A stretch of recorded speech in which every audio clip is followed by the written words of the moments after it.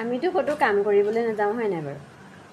মানুহজনে কাম কৰে আহি মানে দৰমহা যিকেইটা পায় তাৰ পৰা আমি পাওঁ বস্তু ল'বলৈ লাগতিয়াল বা জমা কৰি থৈ দিবলৈ হয়নে বাৰু। কিন্তু তথাপিও আমি আকৌ কি কওঁ জানে নাই, আমি কওঁ মোৰ পইচা তোমাক কেলৈ দিম। কেতিয়াবা যদি মানুহজনে পইচা এটা খোজে, মোৰ পইচা কেলৈ দিম, তোমাৰ নিজৰ পইচা আছে নহয়, তুমি খৰচ কৰা, মোক থৈ দিছোঁ সাঁচি, নিদিওঁ তোমাক, এনেকৈ যেতিয়া কওঁ হয়নে বাৰু।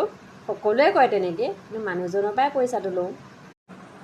আকৌ মানুহজনকে আমি ধাৰলৈ পইচা দিওঁ, সুদলৈ পইচা দিওঁ, যে 100 টকা দিলে তুমি মোক 200 টকা দিব লাগিব, এনেদৰে কওঁ হয়নে নহয় বাৰু।